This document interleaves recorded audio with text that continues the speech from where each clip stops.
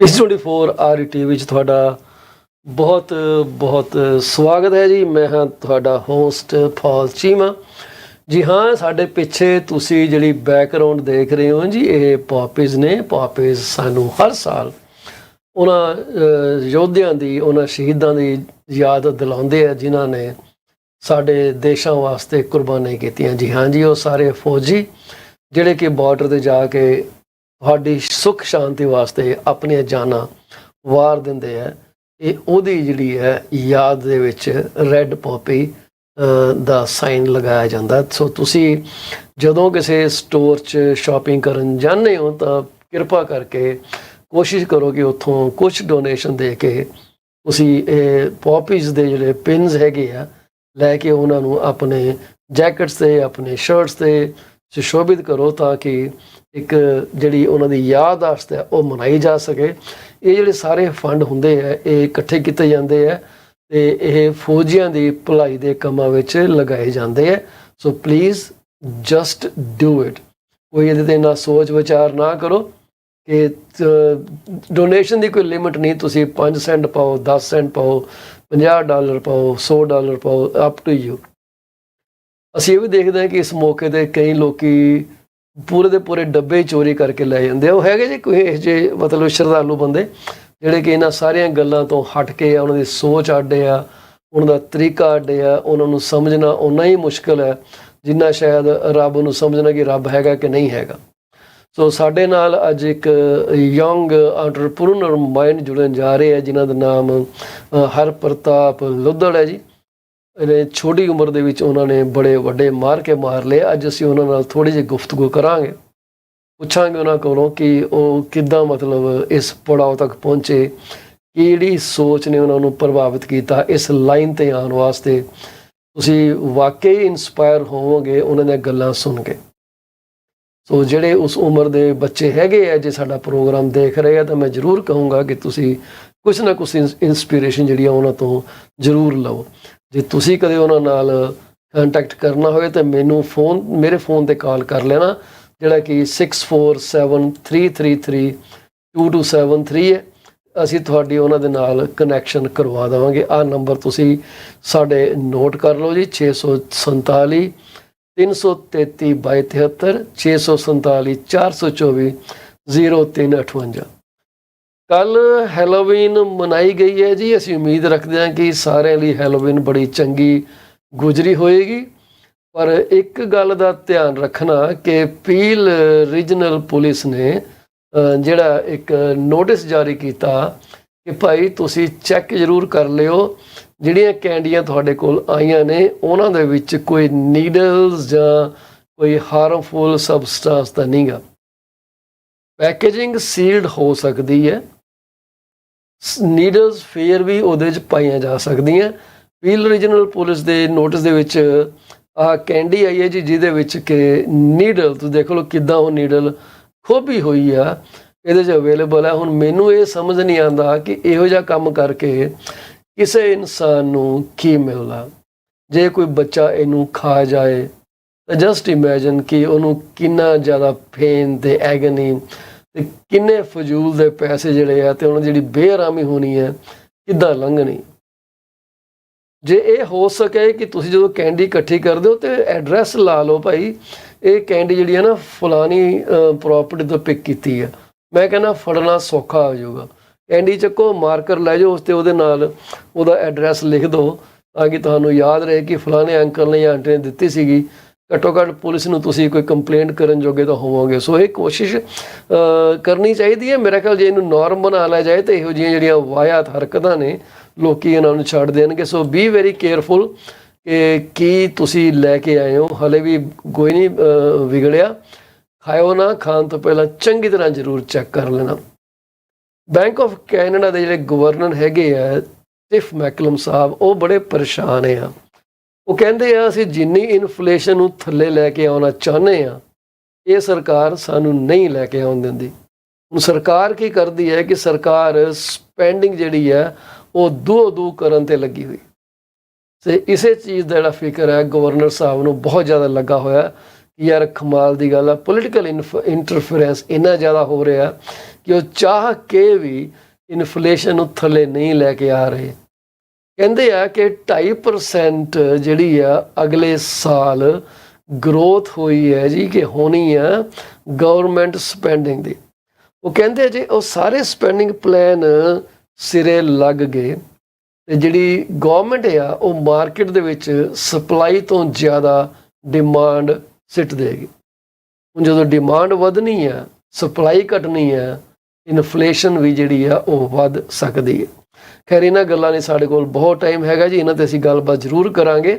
ਇੱਕ ਇਹ ਵੀ ਦੱਸ ਦਈਏ ਕਿ ਜਿਹੜਾ ਇਨਫਲੇਸ਼ਨ ਦੇ ਬਾਰੇ ਰੇਟਾਂ ਦੇ ਬਾਰੇ ਗੱਲ ਕੀਤੀ ਗਈ ਹੈ, ਉਹਨਾਂ ਨੂੰ ਪੁੱਛਿਆ ਗਿਆ ਕਿ ਰੇਟ ਕਦੋਂ ਥੱਲੇ ਆਉਣਗੇ, ਤਾਂ ਜਿਹੜੇ ਡਿਪਟੀ ਗਵਰਨਰ ਹੈਗੇ ਆ ਬੈਂਕ ਆਫ ਕੈਨੇਡਾ ਦੇ, ਉਹਨਾਂ ਨੇ ਇੱਕ ਬੜਾ ਇੰਟਰਸਟਿੰਗ ਜਵਾਬ ਦਿੱਤਾ, ਜਿਹਦੇ ਅਸੀਂ ਗੱਲਬਾਤ ਹਰਪ੍ਰਤਾਪ ਜੀ ਤੋਂ ਵਿਹਲੇ ਹੋ ਕੇ ਤੁਹਾਡੇ ਨਾਲ ਕਰਾਂਗੇ। ਸੋ ਪ੍ਰੋਗਰਾਮ ਅੱਗੇ ਲੈ ਕੇ ਜਾਣ ਤੋਂ ਪਹਿਲਾਂ ਅਸੀਂ ਸਾਰੇ ਦਰਸ਼ਕਾਂ ਦਾ, ਜਿਨ੍ਹਾਂ ਦਾ ਅੱਜ ਜਨਮ ਦਿਹਾੜਾ ਮਨਾਇਆ ਜਾ ਰਿਹਾ, ਜਿਨ੍ਹਾਂ ਦੀ ਅੱਜ ਐਨੀਵਰਸਰੀ ਆਈ ਹੈ, ਜਿਨ੍ਹਾਂ ਦੇ ਘਰ 'ਚ ਜੀਆਂ 'ਚ ਵਾਧਾ ਹੋਇਆ, ਜਿਨ੍ਹਾਂ ਨੇ ਆਪਣੇ ਘਰਾਂ ਦੀ ਕਲੋਜ਼ਿੰਗ ਕਰਾ ਲਿੱਤੀ ਹੈ, ਜਿਨ੍ਹਾਂ ਨੇ ਆਪਣੀ ਆਮਦਨ ਨੂੰ ਇੱਕ ਢੁਕਵੀਂ ਇੰਸ਼ੋਰੈਂਸ ਪਾਲਿਸੀ ਲੈ ਕੇ ਸੁਰੱਖਿਅਤ ਕਰ ਲਿਆ, ਤਾਂ ਕਿ ਜੇ ਕਦੇ ਪਰਿਵਾਰ 'ਤੇ ਵਿਪਤਾ ਆਏ ਤੇ ਘੱਟੋ ਘੱਟ ਉਹ ਆਪਣੇ ਪਰਿਵਾਰ ਦੀ ਦੇਖ ਰੇਖ ਕਰ ਸਕਣ। ਉਹਨਾਂ ਸਾਰਿਆਂ ਨੂੰ ਸਾਡੇ ਵੱਲੋਂ ਲੱਖ ਲੱਖ ਮੁਬਾਰਕਬਾਦ ਹੋਵੇ ਜੀ। ਸੋ ਅਸੀਂ ਗੱਲ ਕਰਾਂਗੇ, ਸਾਡੇ ਨਾਲ ਜੁੜ ਚੁੱਕੇ ਨੇ ਜੀ ਸਾਡੇ ਖਾਸ ਮਹਿਮਾਨ ਨੇ। ਅੱਜ ਪਹਿਲੀ ਵਾਰੀ ਸਾਡੇ ਸੈੱਟ ਦੇ ਉੱਤੇ ਕੋਈ ਛੋਟੀ ਉਮਰ ਦੇ ਮਹਿਮਾਨ ਆਏ ਹੈ। ਅਸੀਂ ਉਹਨਾਂ ਦਾ ਆਪਣੇ ਸ਼ੋਅ 'ਤੇ ਜ਼ਰੂਰ ਭਰਵਾਂ ਸਵਾਗਤ ਕਰਨਾ ਚਾਹਾਂਗੇ ਤੇ ਉਹਨਾਂ ਨੂੰ ਸਕਰੀਨ 'ਤੇ ਅਸੀਂ ਤੁਹਾਡੇ ਰੂਬਰੂ ਕਰਨ ਲੱਗੇ ਹਾਂ ਜੀ। ਤੁਸੀਂ ਉਹਨਾਂ ਨਾਲ ਗੱਲਬਾਤ ਕਰਕੇ ਮੈਨੂੰ ਦੱਸੋ ਕਿ ਤੁਹਾਨੂੰ ਕਿਹੋ ਜਿਹਾ ਲੱਗਿਆ। ਸੋ ਇਸ ਵਕਤ ਤੁਸੀਂ ਦੇਖਣ ਜਾ ਰਹੇ ਹੋ, ਸੁਣਨ ਜਾ ਰਹੇ ਹੋ ਇੱਕ ਉਹੋ ਜਿਹੀ ਸ਼ਖਸੀਅਤ ਨੂੰ ਜਿਨ੍ਹਾਂ ਨੇ ਇਸ ਛੋਟੀ ਜਿਹੀ ਉਮਰ ਦੇ ਵਿੱਚ ਵੱਡੇ ਮਾਰ ਕੇ ਮਾਰੇ ਆ, ਸ਼ਾਇਦ ਤੁਸੀਂ ਤੇ ਮੈਂ ਵੀ ਨਹੀਂ ਸੋਚ ਸਕਦੇ। ਸੋ ਆਓ ਸਵਾਗਤ ਕਰੀਏ ਸਾਡੇ ਨੰਨੇ ਮਹਿਮਾਨ ਦਾ, ਹਰਪ੍ਰਤਾਪ ਲੁੱਦੜ ਜੀ, ਤੜਕਾ ਬਾਇਹਾਨੋ। ਹਰਪ੍ਰਤਾਪ ਜੀ ਸਤਿ ਸ੍ਰੀ ਅਕਾਲ, ਕੀ ਹਾਲ ਚਾਲ ਆ? ਸਤਿ ਸ੍ਰੀ ਅਕਾਲ, ਮੈਂ ਠੀਕ ਹੈ। ਤੁਹਾਡਾ ਕੀ ਹਾਲ ਚਾਲ? ਠੀਕ ਹੋ? ਬਸ ਮੌਜਾਂ ਹੋ ਰਹੀਆਂ। ਮੈਨੂੰ ਪਤਾ ਲੱਗਾ ਕਿ ਤੁਸੀਂ ਬੜੇ ਮਾਰ ਕੇ ਮਾਰ ਰਹੇ ਹੋ। ਸਾਨੂੰ ਤੇ ਆਪਣੇ ਤੇ ਸ਼ਰਮ ਆਉਣ ਲੱਗ ਗਈ ਕਿ ਅਸੀਂ ਕੁਝ ਨਹੀਂ ਕਰਦੇ ਉਸ ਹਿਸਾਬ ਦਾ। ਅਸੀਂ ਕਿਹਾ ਥੋੜੀ ਜਿਹੀ ਇੰਸਪੀਰੇਸ਼ਨ ਅਸੀਂ ਵੀ ਲੈ ਲਈਏ ਆਪਣੇ ਬੱਚਿਆਂ ਤੋਂ, ਕਿਉਂਕਿ ਬੱਚਿਆਂ ਤੋਂ ਵੀ ਸਿੱਖਿਆ ਜਾ ਸਕਦਾ। ਹਰਪ੍ਰਤਾਪ ਜੀ ਤੁਸੀਂ ਮੈਨੂੰ ਦੱਸੋ ਕਿ ਹਰਪ੍ਰਤਾਪ ਹੈ ਕੌਣ? Who is Harpratap? ਹਰਪ੍ਰਤਾਪ ਹੈ ਕੌਣ? ਚਲੋ 16 ਸਾਲ ਦਾ ਹੈਗਾ ਮੈਂ, 11ਵੀਂ 'ਚ ਪੜ੍ਹਦਾ ਹਾਂ। ਅੱਛਾ। I am a chef. I went to Toronto Master Chef Toronto and I won first prize there. ਤੇ ਫਿਰ ਮੇਰਾ ਪੈਸ਼ਨ ਇਹੀ ਹੈ, ਹਰਪ੍ਰਤਾਪ ਸ਼ੈਫ ਆ, 16 ਸਾਲ ਦਾ ਹੈਗਾ ਤੇ ਬਸ ਇਹੀ ਆ। ਹਰਪ੍ਰਤਾਪ ਨੂੰ ਉਹਦੇ ਪਰਿਵਾਰ ਦੇ ਜੀ, ਦੋਸਤ ਕਿੱਦਾਂ ਦੇਖਦੇ ਆ ਕਿ who is he? So talented chef. I help the family study hard. But I try to help as much as I can. Try to follow my business, follow my passion, and just work hard. Yeah. So I read about you that your quote is cooking is my creative canvas. So ਇਹ ਜਿਹੜਾ ਇੱਕ thought process ਆ, एक artistic mind ਦਾ thought process ਹੈ। when you talk about canvas, so ਕੀ ਤੁਹਾਡੇ 'ਚ ਕੋਈ artist ਵੀ ਹੈਗਾ other than cooking? ਨਹੀਂ, so my art is cooking. So ਮੇਰਾ canvas ਮੇਰਾ plate ਹੈ ਨਾ, so that is just metaphorically used. Yeah, it's metaphor. Yeah, so like okay, so cooking is my creative canvas, a symphony of flavors unleashed. That is very nice, very creative quote I would say. ਇਹਨੂੰ ਤੁਸੀਂ mark ਕਰ ਲਿਓ ਜਦੋਂ ਕਦੇ ਵੱਡੇ ਹੋ ਕੇ ਵੱਡਾ ਕੋਈ ਅਦਾਰਾ ਖੋਲੋਗੇ, institution, when you open that up, I think this should be your tagline. 100%. Because this is what defines you here. So ਮੈਂ ਤੁਹਾਨੂੰ ਇਹ ਪੁੱਛਣਾ ਚਾਹੂੰਗਾ ਕਿ I'm not going to get into your recipes or ਕਿੱਦਾਂ ਹੈਗਾ, ਕਿਉਂਕਿ I don't think it is more appropriate at this point. So what motivated you to follow this line? Uh, when I was 11, around that Mm-hmm. age, I had started to help my mom in the kitchen, right? Because if anytime she was busy or didn't have time to cook, I was there to help, just so I could take some stress off and slowly just make it a little bit easier for the family and help in any way I could at that young age. And slowly, as I helped and I learned, and I spent time in the kitchen, I realized Mm-hmm. that this is my passion and this is what I want to do with my life. Right? I had a natural talent for it. I learned very quickly, and it was like my peace. So anytime I got in the kitchen and I helped my mom, I was peaceful. I was relaxed. So I realized that this is what I want to do with my life. Fantastic. Do you still remember what was the first thing you ever cooked in the kitchen? One of the first things I ever cooked in the kitchen was very simple, anda bhurji. बस थोड़े जे मसाले थोड़े जे मसाले अंडे थे, just easy breakfast food, right? uh, it's easy place to start. That's what I started with my mom with, and yeah, from there slowly I learned every other dish. Well, to this thought that cooking is a very creative canvas, I would 100% agree with you. When Mhm. you are in kitchen and it gives you so many ideas to mingle those flavors and do a creation. But at the same time, people receiving should also be open to try different kinds of food. So, the fantastic thought. So, how do you see this industry leading to? Because every industry stays for some time, then there is a decline, things change. Do you see this industry declining at any time in the future, or you see it's will be a normal norm in the society? So I don't think it will be declining whatsoever. I think it would actually be on an uprise, just because of the reason that the new food norms that are coming, like veganism, there's a lot more vegetarians, flexitarians, they are Mm-hmm. all being accommodated for now. Mm-hmm. So the restaurant businesses will definitely be on an uprise, just because we are able to accommodate a much larger portion and population of people. So there's going to be a higher demand for chefs and a higher demand for food. So the industry will definitely be on an uprise, and it's also one that can't be taken over by robots or AI or anything. It has Mm-hmm. to be done by humans. Yeah, well, interesting concept you put in here in the talk. So AI is getting everywhere, and I see some robots cooking in the kitchen actually. So they are flipping the pan, they are tossing them, and so many things they are doing there. But if that would be the future, I guess. So don't you see that AI might actually get into your kitchen because your statement indicates it may not. Mhm. So the reason I'm saying it may not is because any dish that a good chef makes has emotion behind it. It has a Yes. human thought behind it, and it has they all have their own personal touch to it. So any dish I make has my own signature to it. Any dish any other human makes, they have their signature to it. They have their own twists. They have their own styles, which robots and AI do not have.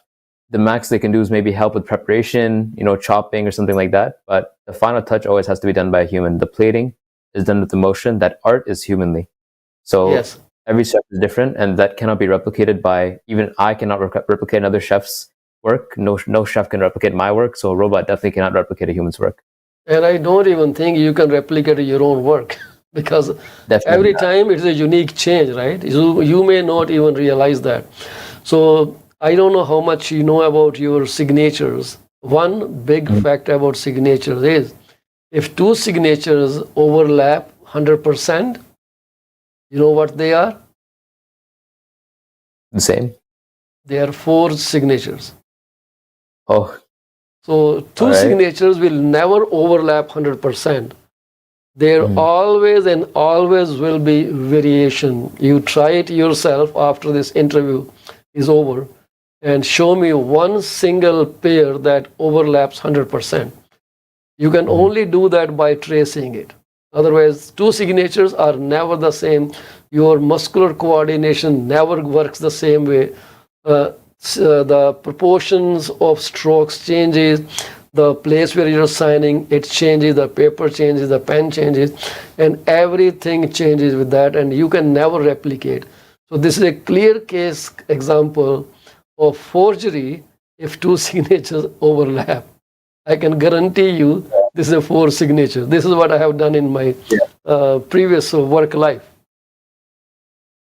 So, what do you see yourself in the next 5 years? So, you are 16, you will be 21, and you have your education plus this passion.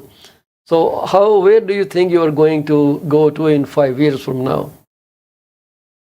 So in 5 years, where I think I'm going to be is hopefully my catering business that I currently run. So it's called Tarka by Hanu.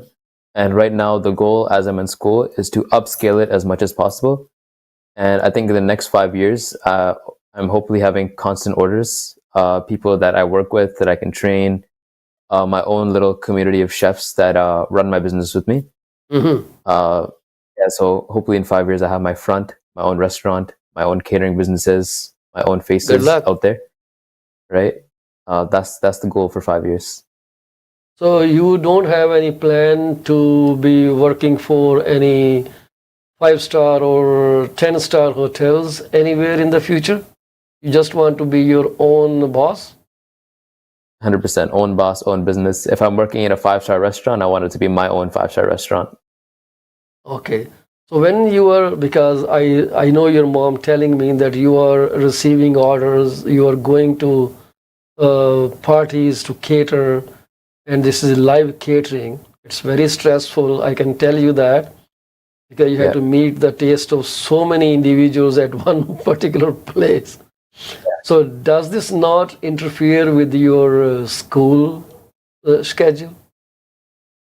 I mean, it will make it difficult, but it's my passion, so it's something I have to make time for. I won't make an excuse that I have schoolwork and I also have this. I just know that I have these things and I have to do both of them. Mm-hmm. So it's never gonna limit me, right? It's just I have two priorities, and they Yes. both weigh heavily to me, and I must complete them both. That's very nice to And that's hear. You know, yeah. that's what you need. You need to have a very nice balance. If there's no balance, I can tell you, one thing will get derailed. So it's not a pep talk.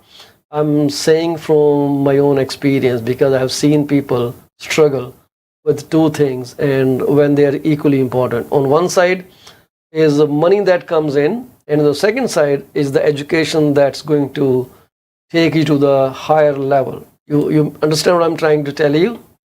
Yeah. So these two things sometimes they go so much out of sync with each other that people easily get derailed.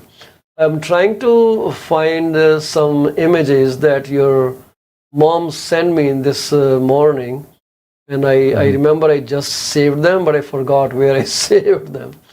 So, what kind of competitions you have participated so far? So I've had one large competition called called MasterChef Toronto, Mm-hmm. and I went there and participated June 4, 2023. June So it 4th. was June 4th this year. Okay. And what the competition was me and 13 other contestants had Okay. 45 minutes 30 to other prepare contestants. Wow. 13 1-3. other Okay. contestants. Yeah, 1-3. So So this we had is a 45 picture minutes. from that competition, I guess. Yeah. Okay. So we Very had nice. 45 minutes to prepare a dish. So my dish that I had made was butter chicken, also Yeah. with chai paneer. I had cut fresh salad and also made lache parathe and Lacha regular simple paratha, paratha. my favorite. Yeah, yeah, lache paratha with garlic butter inside, just for its own my own special twist to it. Fantastic. So that was run by bollyclub.ca. And I do Yeah, have your pictures when you were standing behind the counter. Sorry. You know, standing behind the counter, proudly yeah, showcasing your products to people. yeah. And how did people respond to your stall? Well, it was just my cooking table. So those are Mhm. my spices and stuff out. So they were asking there was a lot of doubt. So it was like, oh, did you make this? Or is like, are you gonna make it from scratch? Right? Or do you want to do this? Just things like that. So I was facing a lot of doubt in my experience and my skill and like my passion. But once I got cooking and I got my result of the competition, it was all gone. Yeah, I can totally understand what you're saying, because people will always doubt, oh my God, this young guy, really, can he do that? Can he? But because making butter chicken is not an easy thing, Yeah. right? If anything goes out of place, the dish is totally ruined. So you need to have a proper balance. I call Mhm. myself a good guy who can cook butter chicken, but sometimes I lack too. I will have to come Yeah. to some event and taste your butter chicken, or maybe take a you know tip or trick from you. What do you call Yeah. some hot tips how to be a great butter chicken cook. So butter Yeah. chicken cook is very much in demand at all the parties because it has less spices in it. Yeah. Hmm. Oh Yeah. my So it's God, it's high. my mouth is watering right now. So you told me in the future of hospitality, even though in the future there may be some kind of AI, robots, but the emotions that a chef brings into the food, into the preparation, can never be replicated by anyone, even robots. If two Yeah. people cook the same dish, following the same, what you call steps, that do this, Yeah. do that, even then they are quite different in the final taste. 100%. Yeah. So there is something unique that really works behind. So I guess that is good mindset, passion, and Hmm. ability to uh, bring your own personality into your dish. Because we watch Master Chef, Hmm. we are very much fond of Master Chef competitions, and that is phenomenal. And I am pretty confident one day we'll see you there. Hopefully one day. Yeah. So what it takes to be a renowned chef? Some courses, some training, or just passion? So I definitely think just passion can make you renowned, because in the current day and age of like social media and technology, Hmm. just to be a renowned chef, you don't really need a degree particularly. So if you have a large social media following or you're well known on YouTube or something like that, just that will like make you a well-renowned chef. There's many chefs that I personally look up to and learn from Hmm. on social media, and they don't have any degrees or formal training under their belt, but they have Okay. their own they have their passion and they have their following, which makes them a world-renowned chef just from that. And then, of course, there's the path of going to a culinary school, learning, going up the leagues in restaurants, right? Slowly opening your own chain. Hmm. So the base of any person becoming a renowned chef is always passion. Because if you don't Hmm. have passion, you won't want to you will never put in the amount of work that you need to become Yeah. renowned. So just hard work alone will never make you a renowned chef. You need the passion, and once you have passion, no matter what course or what action or like pathway you take, you will Hmm. become renowned. Yeah. Well, I'm right now. I'm looking at one of your videos.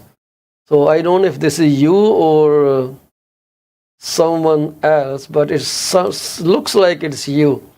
I'm going to play Hmm. that right in front of you. So tell me about this. Give me 1 second. I think this is trying to load up, and this is a kind of shot, right? No, it's not you. No, I see the face. Sorry, it is something like hibachi eggs in heart-shaped shot. So I thought I was looking at your channel. It's not your channel. Sorry, I picked up the wrong channel. So you do have a channel Hmm. at Tadka by Hanu. And Yes, yes, Hannu. I'm going to subscribe to your channel. I just subscribed to it. I'm going to Thank you see very much. more videos and probably get some tips and tricks from you about how to make nice Yeah. food so I can make my family happy too. And this is something that we both share. I like to cook. So does your mom cook in the kitchen now, or she just tells you, okay, Har Pratap, go make me chicken curry or make me butter curry or make me this or that? Yeah. She's I mean, I adding more like to. stress to you? Yeah. It's not stress for me because it's not work for me if I'm cooking in the kitchen. It's like that's my fun time. That's my video games. That's my sports. Like That is uh, sports. yeah, that's what I like to do. So I like to keep it flexible for my mom. So if she wants to cook, right, because of course she wants to sometimes as well. Like, okay, you cook, I'll cut all your vegetables, I'll do everything. If you want me to cook, I'll cook, right? But regardless, I'm cooking almost every day out of my own will. Because yeah, once again, that's instead of video games, I cook. Instead of playing sports, I cook. That's what I do. So one thing I would ask you, when you started cooking in the kitchen, what were your major challenges? Now you are more refined than you were when you cooked your what you call those egg burji, right? Yeah. So what were the major challenges you faced, and what major challenges you anticipate in the future? So one of the major challenges I faced was I didn't have an understanding of how different things react to other like ingredients. So for example, if I'm adding spices right into oil, or if I've cooked my dish and add spices on top, what the difference will be. And just from the way you add any ingredient to your dish, the timing you add it in, it can completely alter the flavor. For example, if I have coriander seeds and I add them as a powder after, or if I fry them in oil first, that itself can change my entire dish, its flavor, its aroma, its smell, and everything. So that was one of my main challenges when I had started cooking, because I didn't have an understanding of the reactions of ingredients. Wow. And yeah. So how did you And learn those techniques? Was it watching other chefs' videos or just hit and trial? so I tried to learn as much as I could from the mistakes of others, but then like the videos and stuff. But of course, I had to make my own mistakes and like actually properly learn on my own. So yeah, a lot of it was hit and trial, and a lot of it. So I would say it's an accumulation of both, but mostly it was hit and trial. So what are your major expertise in cuisine? What kind of cuisine do you make very comfortable, like South Indian or just Punjabi? So is there any So variety in your cooking cuisines? so I definitely have variety. So I would say my specialty is North Indian, but then I also cook all around, like all dishes all around Asia. So I can cook some Japanese dishes. I can use like Chinese Hakka dishes, right? Traditional Chinese dishes. I can do Italian, Mexican, but my main focuses are definitely North Indian and Italian. That's fabulous. And I look forward to learning from you as we go by. And I would like to bring you on stage quite often so people get inspired and someday maybe cover your recipe cooking, put cameras there and do live broadcasting so people can see what you're doing and how you are doing it. Because Yeah. announcing a recipe on screen does not make sense unless people see that, or maybe run some workshops in the future. This will make you more popular. This is my thought. Okay, today is a workshop on butter chicken cooking. Come over. My event starts at this time from this to this, and people bring their own. But they're going to create a lot of mess in your house. Your Yeah. mom is not going to like it. So, what message would you like to leave for young people? Because you mentioned video games versus cooking, which is quite contrary to what most people of your age do. Like to Yeah. spend time on those 3D video games, which are very sophisticated these days. What would you like to tell your generation? Um, I would like to say, help your parents, help your mom and dad in any way that you can contribute to right now. And whatever passion you have, if you want to follow it fully. Don't go halfway. Don't just try it for a little bit. And if you fail, just stop. A lot of it will be trial and error. A lot of it you'll fail again and again, right? Maybe you won't master your dish the first time or even the 10th time, right? And of course, that goes in all industries and aspects. Or you're like, if you want to be a YouTube video creator and your first 10 videos are bad, maybe your 11th will be good. You just can't give up. You have to keep persevering in your passion. And if it truly is your passion, you won't need outside motivation, and you just have to work at it as much as you can. Thank you very much. Pratap, if someone has to get a hold of you, how do they reach you? Preferably by my number. So my number is 647-309-3039.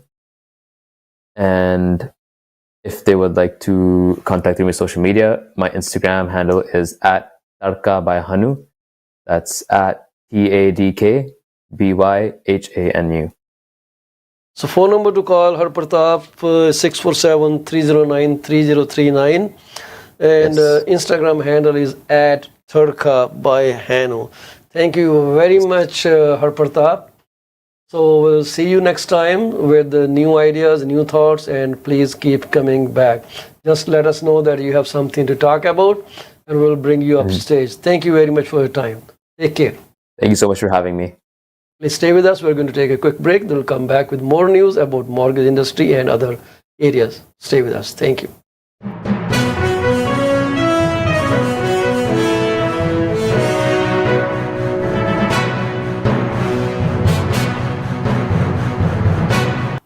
Are you thinking of selling your home?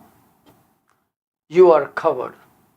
From my experience of 14 plus years in the real estate industry, this is what I have come to know. There are three major concerns that any home seller would want their realtor to answer.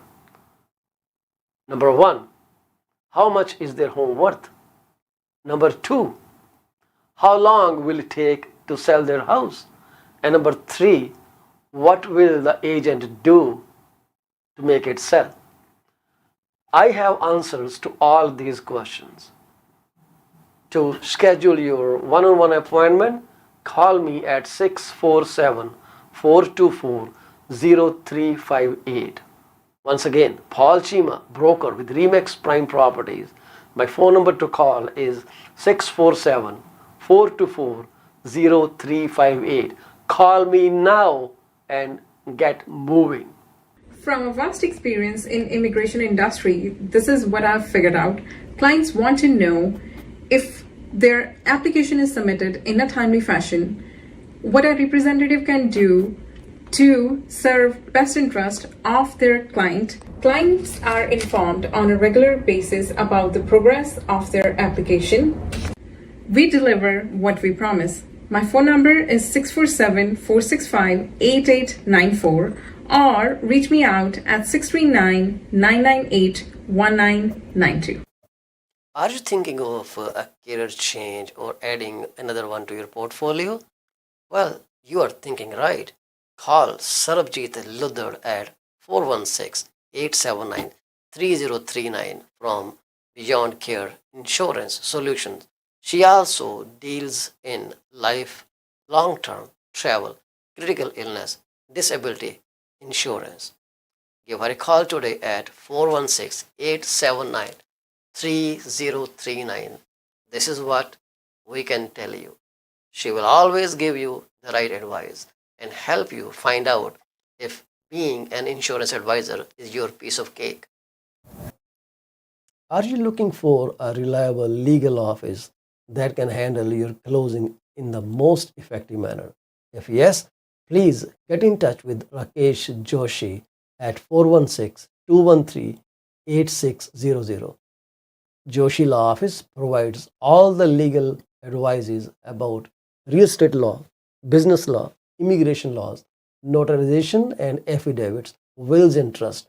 Give them a call today, 416-213-8600.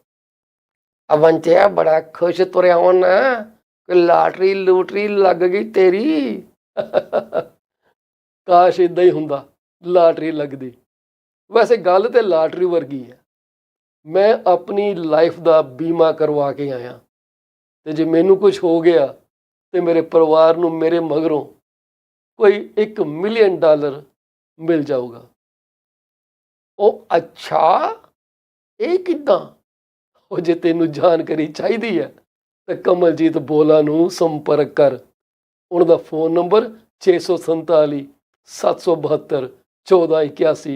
ਹੁਣੇ ਕਰ ਲੈ phone, ਬੈਠੇ ਨੇ, ਨਹੀਂ ਤਾਂ message ਜ਼ਰੂਰ ਛੱਡ ਦੇਈਂ। ਉਹ ਬੱਲੇ ਓ ਤੇਰੇ।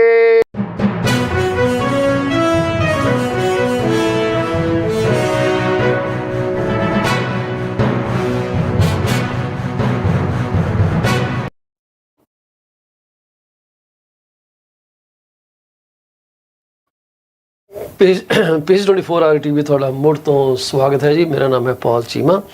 ਅਸੀਂ ਹੁਣੇ ਗੱਲ ਕੀਤੀ ਆ ਹਰਪ੍ਰਤਾਪ ਲੁੱਧੜ ਨਾਲ, ਜਿਨ੍ਹਾਂ ਦਾ ਫੋਨ ਨੰਬਰ 6473093039 ਹੈ ਜੀ। ਇੱਕ ਬਡਿੰਗ ਸ਼ੈਫ ਨੇ। ਉਹਨਾਂ ਨੇ ਸਾਨੂੰ ਬੜਾ ਇੰਸਪਾਇਰ ਕੀਤਾ ਕਿ ਇੰਨੀ ਛੋਟੀ ਉਮਰ ਦੇ ਵਿੱਚ, 16 ਸਾਲ ਦੀ ਉਮਰ ਦੇ ਵਿੱਚ, ਉਹਨਾਂ ਨੇ ਇਸ ਜਿਹੜਾ ਬਿਜ਼ਨਸ ਹੈ ਸ਼ੈਫ ਦਾ, ਉਹ ਜਿਹੜਾ ਉਹਨਾਂ ਦਾ ਪੈਸ਼ਨ ਆ, ਉਹਨੂੰ ਆਪਣਾ ਬਿਜ਼ਨਸ ਦੇ ਤੌਰ 'ਤੇ ਅੱਗੇ ਲੈ ਕੇ ਚੱਲ ਰਹੇ ਆ। ਇੰਨੀ ਕਲੈਰਿਟੀ ਆ ਉਹਨਾਂ ਦੇ ਥੋਟ ਦੇ ਵਿੱਚ ਕਿ ਉਹਨਾਂ ਨੇ ਹੁਣੇ ਆਪਣਾ ਅਗਲੇ 5 ਸਾਲ ਦਾ ਜਿਹੜਾ ਟੀਚਾ ਉਹ ਚਾਰਟ ਕਰ ਲਿਆ ਕਿ ਜੀ ਮੈਂ ਇਹ ਕੁਝ ਕਰਨਾ ਚਾਹੁੰਦਾ। And he has everything under control. ਉਹਨਾਂ ਕੋਲ ਆਰਡਰਸ ਵੀ ਆ ਰਹੇ ਹੈ ਅਤੇ ਉਹ ਜਾਂਦੇ ਵੀ ਹੈ ਕੇਟਰਿੰਗ ਕਰਨ, ਲਾਈਵ ਕੇਟਰਿੰਗ ਕਰਦੇ ਆ। 16 ਸਾਲ ਦਾ ਬੱਚਾ, ਹੁਣ ਤੁਸੀਂ ਦੇਖ ਲਓ ਕਿੱਡੀ ਭੀੜ ਨੂੰ ਕੇਟਰ ਕਰ ਰਿਹਾ। ਸੋ ਉਹਨਾਂ ਦੇ ਇੰਸਟਾਗ੍ਰਾਮ ਹੈਂਡਲ 'ਤੇ ਤੁਸੀਂ ਕਨੈਕਟ ਕਰੋ, ਤੜਕਾ ਬਾਏ ਐਨੂ TADKABYHANU। ਅਸੀਂ ਉਹਨਾਂ ਨੂੰ ਫਿਰ ਕਦੇ ਦੁਬਾਰਾ ਆਪਣੇ ਨਾਲ ਜੋੜਾਂਗੇ ਕਿ ਨਵੀਂ ਗੱਲ ਉਹਨਾਂ ਕੋਲ ਸੁਣਾਂਗੇ। ਇਹਨਾਂ ਦਾ YouTube ਚੈਨਲ ਵੀ ਹੈ ਇਸੇ ਨਾਮ ਦੇ ਅੰਡਰ, ਤੜਕਾ ਬਾਏ ਹੈਨੂ ਦੇ ਨਾਂ ਦੇ ਉੱਤੇ। ਸੋ ਤੁਸੀਂ ਉਸ ਚੈਨਲ 'ਤੇ ਜਾ ਕੇ ਸਬਸਕ੍ਰਾਈਬ ਕਰੋ। ਹਾਲੇ ਥੋੜ੍ਹੀਆਂ ਵੀਡੀਓਜ਼ ਨੇ, ਪਰ ਜਦੋਂ ਆਡੀਅੰਸ ਵੱਧਦੀ ਹੈ ਅਤੇ ਜਿਹੜੇ ਕ੍ਰੀਏਟਰ ਹੈਗੇ ਆ ਉਹ ਵੀ ਚਾਹੁੰਦੇ ਆ ਕਿ ਜ਼ਿਆਦਾ ਤੋਂ ਜ਼ਿਆਦਾ ਅਸੀਂ ਸ਼ੋਕੇਸ ਕਰੀਏ।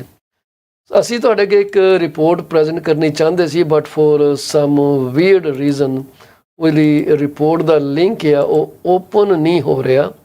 ਉਹ ਬਾਰ-ਬਾਰ ਜਿਹੜਾ ਉਹ ਵਾਪਸ ਜਾ ਰਿਹਾ। ਰਿਪੋਰਟ ਦੀ ਜਿਹੜੀ ਹੈਡਲਾਈਨ ਹੈਗੀ ਆ ਉਹੀ ਹੈ ਕਿ ਜਿਹੜੇ ਫੈਡਸ ਹੈਗੇ ਆ ਜੀ, ਉਹਨਾਂ ਨੇ ਜਿਹੜਾ ਰੇਟ ਆ ਉਹਨੂੰ ਹੋਲਡ 'ਤੇ ਕਰ ਲਿੱਤਾ। ਫੈਡਸ ਜਿਹੜੇ ਆ ਅਮਰੀਕਾ ਦੇ ਸੇਮ ਰੋਲ ਪਲੇ ਕਰਦੇ ਆ ਅਮਰੀਕਾ ਦੇ ਵਿੱਚ, ਜਿੱਦਾਂ ਸਾਡੇ ਇੱਥੇ ਬੈਂਕ ਆਫ ਕੈਨੇਡਾ ਕਰਦਾ। ਉਹਨਾਂ ਦਾ ਵੀ ਉਹੀ ਕਾਰਨ ਹੈ ਕਿ ਉਹ ਆਪਣੇ ਇਨਫਲੇਸ਼ਨ ਨੂੰ ਕੰਟਰੋਲ ਕਰਦੇ ਆ। ਸਿਮਿਲਰਲੀ ਬੈਂਕ ਆਫ ਕੈਨੇਡਾ ਵੀ ਇਨਫਲੇਸ਼ਨ ਨੂੰ ਕੰਟਰੋਲ ਕਰਦਾ। ਹਾਲੇ ਉਹਨਾਂ ਦੀ ਅਮਰੀਕਾ ਦੇ ਵਿੱਚ ਇਸ ਵਕਤ ਇਨਫਲੇਸ਼ਨ ਜਿਹੜੀ ਹੈਗੀ ਆ ਉਹ ਪਹਿਲਾਂ ਨਾਲੋਂ ਜ਼ਿਆਦਾ ਵਧੀ ਆ। ਉਹਨਾਂ ਦੀ ਥੋੜ੍ਹੀ ਜਿਹੀ, ਕਿਉਂਕਿ ਉੱਥੇ ਗਰੋਥ ਜ਼ਿਆਦਾ, ਉੱਥੇ ਜਿਹੜੀ ਕਹਿੰਦੇ ਆ ਕਿ ਜਿਹੜੀ ਆਪਣੀ ਜਿਹੜੀ ਕੀ ਕਹਿੰਦੇ ਆ GDP ਜਿਹੜੀ ਹੈਗੀ ਆ ਉਹ ਪਹਿਲਾਂ ਨਾਲੋਂ ਵੀ ਜ਼ਿਆਦਾ। ਸੌਰੀ ਜੀ, ਥੋੜ੍ਹੀ ਜਿਹੀ ਕਈ ਵਾਰੀ ਜ਼ੁਬਾਨ ਜਿਹੜੀ ਆ ਉਹ ਥਥਲਾ ਜਾਂਦੀ, ਦਿਮਾਗ 'ਚ ਚੀਜ਼ਾਂ ਨਹੀਂ ਆਉਂਦੀਆਂ, ਅਤੇ ਉਹ ਜਿਹੜੀ ਹੈ ਉਹ ਥੋੜ੍ਹੀ ਜਿਹੀ ਜਿਹੜੀ ਹੈ ਉਹ ਵਧੀਆ ਉਹਨਾਂ ਦੀ GDP ਡਿਫਾਈ ਕਰਦੀ ਹੈ। ਕਹਿੰਦੇ ਜੀ ਉਹ ਜਿਹੜੀ ਸਿਸਟਮ ਉਹਨੂੰ ਡਿਫਾਈ ਕਰਦੀ ਹੈ, ਅਤੇ ਇਸ ਕਰਕੇ ਉਹਦੇ ਬਾਵਜੂਦ ਵੀ ਜਿਹੜੀ ਹੈ ਜਿਹੜੇ ਫੈਡਸ ਹੈਗੇ ਆ, they are not planning to change the interest rate. ਇਹ ਸੈਕਿੰਡ ਟਾਈਮ ਹੈ ਜੀ ਇਨ ਏ ਰੋ, ਅਤੇ ਅਸੀਂ ਇਹ ਦੇਖ ਰਹੇ ਹਾਂ ਕਿ ਉਮੀਦ ਹੈ ਕਿ ਹੁਣ ਰੇਟ ਜਿਹੜੇ ਘਟ ਜਾਣੇ ਆ। ਸੋ ਅਸੀਂ ਤੁਹਾਡੇ ਨਾਲ ਗੱਲ ਕਰ ਰਹੇ ਸੀਗੇ ਕਿ ਟਿਫ ਮੈਕਲਮ ਸਾਹਿਬ ਨੇ ਇਹ ਪੁਆਇੰਟ ਆਊਟ ਕੀਤਾ ਕਿ ਭਾਈ ਜਿਹੜੀ ਗਵਰਨਮੈਂਟ ਸਪੈਂਡਿੰਗ ਹੈ ਉਹਨੇ ਸਾਨੂੰ ਸਾਹ ਨਹੀਂ ਲੈਣ ਦੇਣਾ, ਕਿਉਂਕਿ ਗਵਰਨਮੈਂਟ ਸਪੈਂਡਿੰਗ ਜਿਹੜੀ ਹੈ ਉਹ ਇੱਕ ਬੜਾ ਵੱਡਾ ਇੰਟਰਫੇਰੈਂਸ ਆ ਬੈਂਕ ਆਫ ਕੈਨੇਡਾ ਦਾ ਜਿਹੜਾ ਟੀਚਾ to bring the inflation down to 2%। ਉਹ ਕਹਿੰਦੇ ਜੇ ਇਹ ਥੋੜ੍ਹੀ ਸਿੱਧੀ ਹੋ ਜੇ ਤੇ ਸ਼ਾਇਦ ਸਾਡਾ ਵੀ ਜਿਹੜਾ ਕੰਮ ਹੈ ਥੋੜ੍ਹਾ ਸੌਖਾ ਹੋ ਜੇ। ਮੈਕਲਮ ਸਾਹਿਬ ਨੇ ਜਿਹੜਾ ਇਹ ਕਮੈਂਟ ਕੀਤਾ ਸੀਗਾ ਪਿਛਲੇ ਹਫਤੇ, ਉਹਨਾਂ ਨੂੰ ਇਸ 'ਤੇ ਗ੍ਰਿਲ ਕੀਤਾ ਕਿ ਜੇ provincial and federal government is spending is estimated to grow by roughly 2.5%। ਉਹਦੇ ਜਵਾਬ 'ਚ ਜਿਹੜੇ ਉਹਨਾਂ ਨੇ ਕਿਹਾ ਕਿ ਉਹਨਾਂ ਨੇ ਸਟੇਟਮੈਂਟ ਜਿਹੜੀ ਦਿੱਤੀ ਸੀਗੀ, ਉਹ ਕਹਿੰਦੇ if all those spending plans are realised, government spending will be adding to demand more than supply is growing, and in an environment where we are trying to moderate spending and get inflation down, that's not helpful. He had said this in a press conference following last week's decision to leave interest rates unchanged. So conservative MP Jasraj Singh Helen, ਉਹਨਾਂ ਨੇ ਮੈਕਲਮ ਨੂੰ ਥੋੜ੍ਹਾ ਜਿਹਾ push ਕੀਤਾ ਇਹ ਪੁੱਛਣ ਲਈ ਕਿ ਜਿਹੜੀ monetary policy and government fiscal policy ਕੀ ਇਹ ਐਟ ਆਡਸ ਹੈਗੀਆਂ at this point in time. ਉਹ ਕਹਿੰਦੇ ਆ ਕਿ ਜੀ it would be helpful if monetary and fiscal policy was rowing in the same direction which they are not at this time। ਮਤਲਬ monetary policy ਤੇ fiscal policy ਜਿਹੜੀਆਂ ਉਹ ਇੱਕ ਦੂਜੇ ਤੋਂ ਉਲਟੀਆਂ ਇਸ ਵਕਤ ਕੰਮ ਕਰ ਰਹੀਆਂ। ਸੋ ਉਹਨਾਂ ਨੇ ਪੁੱਛਿਆ ਕਿ ਇਹ ਕੀ ਆਪੋਜ਼ਿਟ ਡਾਇਰੈਕਸ਼ਨ 'ਚ ਚੱਲ ਰਹੀਆਂ, ਹਾਂ ਜਾਂ ਨਾ ਦਾ ਜਵਾਬ ਦਿਓ। ਤਾਂ ਮੈਕਲਮ ਸਾਹਿਬ ਨੇ ਕਿਹਾ ਕਿ ਜੀ ਹਾਂ, ਇਹ ਹਲੇ ਆਪੋਜ਼ਿਟ ਡਾਇਰੈਕਸ਼ਨ ਦੇ ਵਿੱਚ ਚੱਲ ਰਹੀਆਂ। ਫਿਰ ਉਹਨਾਂ ਨੇ ਇਹ ਦੱਸਿਆ ਕਿ ਇਹਦੀਆਂ ਜਿਹੜੀਆਂ ਇਹਦੇ ਨਾਲ ਕੀ ਕੀ ਹੋਣਾ, ਜਿਹੜੀ ਗਵਰਨਮੈਂਟ ਸਪੈਂਡਿੰਗ ਤੇ ਦੀ ਇੰਪਲੀਕੇਸ਼ਨ ਜਿਹੜੀ ਹੈਗੀ ਇਨਫਲੇਸ਼ਨ ਦੇ ਉੱਤੇ। ਕਹਿੰਦਾ ਕਿ ਜਿਹੜਾ ਅਮਾਊਂਟ ਆ ਉਹ ਮੈਟਰ ਕਰਦਾ, but also what the spending is matters. ਕਿਹੜੀ ਜਗ੍ਹਾ ਤੇ ਪੈਸੇ ਖਰਚੇ ਜਾ ਰਹੇ ਆ, ਕਿਉਂ ਖਰਚ ਜਾ ਰਹੇ ਆ, ਉਹ ਵੀ ਬੜਾ ਪ੍ਰਭਾਵਿਤ ਕਰਦਾ ਹੈ ਸਾਡੇ ਸਾਰੇ ਜਿਹੜੇ ਜ਼ੋਰ ਲੱਗਿਆ ਹੋਇਆ ਸਾਡੇ ਅਸੀਂ ਜਿਹੜੀ ਕੰਟਰੋਲ ਕਰਨ ਦੀ ਕੋਸ਼ਿਸ਼ ਕਰ ਰਹੇ ਹਾਂ ਉਹਨੂੰ। ਤੇ ਉਹਨਾਂ ਨੇ ਕਿਹਾ the more the spending is adding to the supply and not demand that will actually help moderation. ਪਰ ਜੇ ਇਹਨੇ ਡਿਮਾਂਡ ਨੂੰ ਹਵਾ ਦਿੱਤੀ ਹੈ ਤੇ ਸਪਲਾਈ ਉੱਥੇ ਦੇ ਉੱਥੇ ਖੜੀ ਰਹਿ ਗਈ ਤਾਂ ਉਹ ਉਲਟ ਪਾਸੇ ਚਲੀ ਜਾਣੀ ਹੈ। So deputy governor of Bank of Canada ਦੇ ਹੈਗੇ ਆ ਜੀ ਆਪਣੇ ਮਿਸ ਰੋਜਰਸ, ਕੈਰੋਲਿਨ ਰੋਜਰਸ ਹੈਗੇ ਆ। ਉਹਨਾਂ ਨੂੰ ਪੁੱਛਿਆ ਗਿਆ ਕਿ ਭਾਈ ਇਹ ਜਿਹੜੇ ਹੁਣ ਰੇਟ ਹੈਗੇ ਆ ਇਹ ਕਦੋਂ ਕੁ ਥੱਲੇ ਆਣੇ ਆ। ਠੀਕ ਹੈ, ਮੋਨਿਟਰੀ ਪਾਲਿਸੀ ਜਿਹੜੀ ਆ ਉਹ ਫਾਰਵਰਡ ਲੁਕਿੰਗ ਹੈਗੀ ਆ। ਤੇ ਰੋਜਰ ਨੇ ਕਿਹਾ ਕਿ ਸਾਨੂੰ ਕੋਈ ਜ਼ਰੂਰਤ ਨਹੀਂ ਗੀ ਇਹ ਵੇਟ ਕਰਨ ਦੀ ਕਿ ਇਨਫਲੇਸ਼ਨ ਜਿਹੜੀ ਹੈ ਥੱਲੇ ਆਏਗੀ 2% ਤੇ ਤਾਂ ਹੀ ਰੇਟ ਕੱਟਣੇ ਆ। ਰੇਟ ਉਸ ਤੋਂ ਪਹਿਲਾਂ ਵੀ ਕੱਟ ਸਕਦੇ।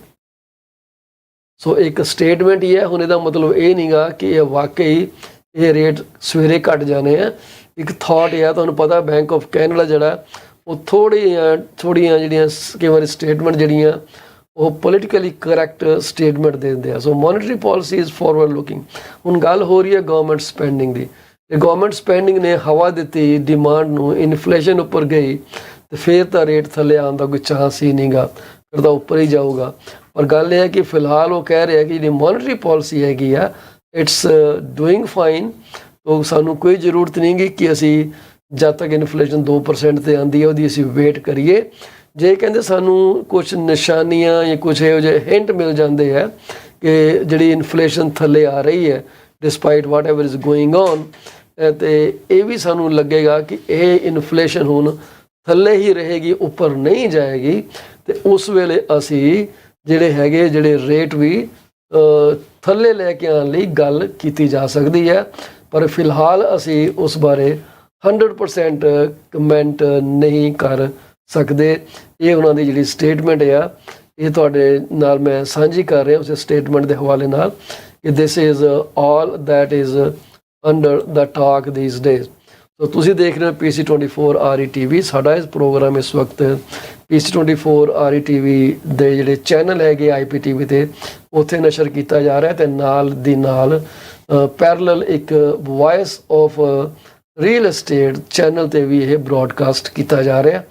ਤੁਹਾਡੇ ਤੇ ਹੋਰ ਸਰਵਰ ਦੇ ਚੈਨਲ ਨੰਬਰ ਡਿਫਰੈਂਟ ਹੋ ਸਕਦੇ। ਤੁਸੀਂ ਪੰਜਾਬੀ ਚੈਨਲ ਦੀ ਕੈਟਾਗਰੀ 'ਚ ਜੋ ਜਾਓਗੇ ਤਾਂ ਤੁਹਾਨੂੰ ਇੱਥੇ ਜਾਂ ਤੁਸੀਂ voice of real estate search ਕਰੋਗੇ ਜਾਂ ਤੁਸੀਂ PC24 RETV ਸਰਚ ਕਰੋਗੇ ਤੇ ਉੱਥੇ ਅਸੀਂ ਤੁਹਾਨੂੰ ਮਿਲ ਜਾਵਾਂਗੇ। ਇਹ ਸਾਡਾ ਐਪੀਸੋਡ ਜਿਹੜਾ ਇਹ ਰੀਰੂਟ ਕੀਤਾ ਜਾਏਗਾ ਜੀ ਤੇ ਤੁਸੀਂ ਇਹਨੂੰ ਬਾਰ-ਬਾਰ ਦੇਖ ਸਕੋਗੇ ਚੈਨਲ ਉੱਤੇ। ਤੁਹਾਡੇ ਕੋਈ ਸਵਾਲਾਤ ਹੋਣ ਤੁਸੀਂ ਸਾਨੂੰ ਮੈਸੇਜ ਕਰ ਸਕਦੇ ਹੋ 647 333 2273 ਤੇ ਜਾਂ ਤੁਸੀਂ ਸਾਨੂੰ ਮੈਸੇਜ ਕਰ ਸਕਦੇ ਹੋ 6474240358 ਦੇ। ਤੁਸੀਂ ਸਾਨੂੰ ਈਮੇਲ ਕਰਨੀ ਚਾਹੋ ਤਾਂ contact@paulchima.com ਦੇ ਉੱਤੇ ਵੀ ਕੰਟੈਕਟ ਕਰ ਸਕਦੇ ਹੋ। ਸੋ ਅਸੀਂ ਗੱਲ ਕਰ ਰਹੇ ਹਾਂ ਇਨਫਲੇਸ਼ਨ ਦੀ ਤੇ ਰੇਟ ਕਦੋਂ ਥੱਲੇ ਆ ਸਕਦੇ ਆ ਉਹਦੇ ਬਾਰੇ। ਸੋ ਜਿਹੜੀ bank of Canada the latest forecast ਹੈਗੀ ਆ ਜਿਹੜੀ ਉਹਨਾਂ ਨੇ ਕੀਤੀ ਆ ਅਕਤੂਬਰ ਦੇ ਵਿੱਚ ਮੋਨਿਟਰੀ ਪਾਲਿਸੀ ਰਿਪੋਰਟ, ਉਹਦੇ 'ਚ ਉਹਨਾਂ ਨੇ ਕਿਹਾ ਕਿ ਇਨਫਲੇਸ਼ਨ ਜਿਹੜੀ ਹੈ 2% ਟਾਰਗੇਟ ਰੇਟ ਤੇ ਸੈਕਿੰਡ ਹਾਫ ਆਫ 2025 ਤੇ ਪਹੁੰਚ ਸਕਦੀ ਹੈ। ਇਹ ਨਾ ਰਿਵਾਈਜ਼ ਵੀ ਹੁੰਦੀਆਂ ਰਹਿੰਦੀਆਂ ਸਕੀਮਾਂ ਇਹਨਾਂ ਦੀਆਂ। ਇਹ ਜ਼ਰੂਰੀ ਨਹੀਂ ਕਿ ਅੱਜ ਜੋ ਉਹਨਾਂ ਨੇ ਕਿਹਾ ਉਹ ਹਮੇਸ਼ਾ ਲਈ ਸੋਲਿਡ ਤੌਰ 'ਤੇ ਟਿਕਿਆ ਰਹੂਗਾ। If the science change they will also revise there reports. ਹਲੇ ਇੱਕ ਰਿਪੋਰਟ ਦਸੰਬਰ 6 ਨੂੰ, ਖੈਰ ਉਹ ਤਾਂ ਅਨਾਊਂਸਮੈਂਟ ਹੋਣੀ ਹੈ ਦਸੰਬਰ 6 ਨੂੰ, ਤੁਹਾਨੂੰ ਕ੍ਰਿਸਮਸ ਗਿਫਟ ਦੇਣੀ ਉਹਨਾਂ ਨੇ ਕਿ ਹੁਣ ਰੇਟ ਵਧਾਉਣੇ ਆ ਕਿ ਘਟਾਉਣੇ ਆ, ਉਹ ਦਸੰਬਰ ਨੂੰ ਪਤਾ ਲੱਗੂਗਾ। As we go about it we will have more information ਕਿ ਇਹ ਸਾਨੂੰ ਕੀ ਹੋ ਰਿਹਾ।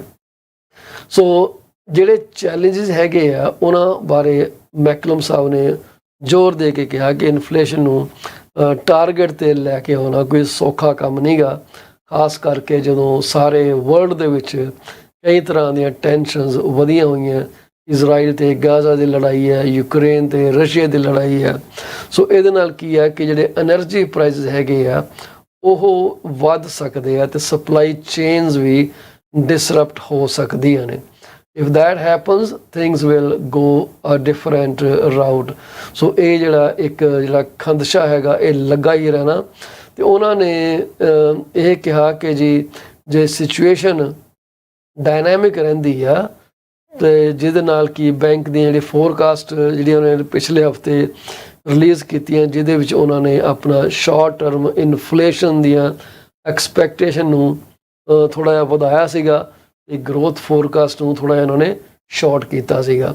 ਸੋ ਕੈਨੇਡਾ ਦੇ ਵਿੱਚ ਤੁਹਾਨੂੰ ਪਤਾ ਹੈ ਕਿ ਹਾਊਸਿੰਗ ਸਪਲਾਈ ਇਸ਼ੂ ਕੋਈ ਅੱਜ ਦਾ ਨਹੀਂ ਗਾ, ਇਹ ਘੱਟੋ ਘੱਟ ਪਿਛਲੇ 10 ਸਾਲਾਂ ਤੋਂ ਚੱਲਦਾ ਆ ਰਿਹਾ। ਇਹ ਅੱਜ ਦੇ ਹਾਲਾਤ ਉਹਦੇ ਲਈ ਜ਼ਿੰਮੇਵਾਰ ਨਹੀਂ ਗੇ ਜਿੰਨਾ ਕਿ ਪਿੱਛੋਂ ਇਹ ਲੀਡਰਾਂ ਦੇ ਕਮਿਟਮੈਂਟ ਜਿਹੜੀਆਂ, ਮੈਂ ਆਪਣੇ ਵੱਲ ਜੋੜ ਰਿਹਾ ਗੱਲ, ਕਿਉਂਕਿ ਅਸੀਂ ਉੱਥੇ ਪਹੁੰਚੇ ਨਹੀਂ ਹਾਲੇ, ਅਸੀਂ ਉਹਨੂੰ ਸੂਤ ਹੀ ਨਹੀਂ ਕਰ ਸਕੇ। ਇਨਫਲੇਸ਼ਨ ਜਿੱਥੇ ਚੱਲੀ ਜਾਂਦੀ ਸੀ ਉੱਥੇ ਚੱਲੀ ਜਾਂਦੀ ਹੈ, ਲੀਡਰਾਂ ਦੇ ਘਰ ਚੱਲੀ ਜਾਂਦੇ ਆ, ਸਾਡੇ ਘਰਾਂ 'ਚ ਦਿੱਕਤ ਆ ਰਹੀ ਹੈ।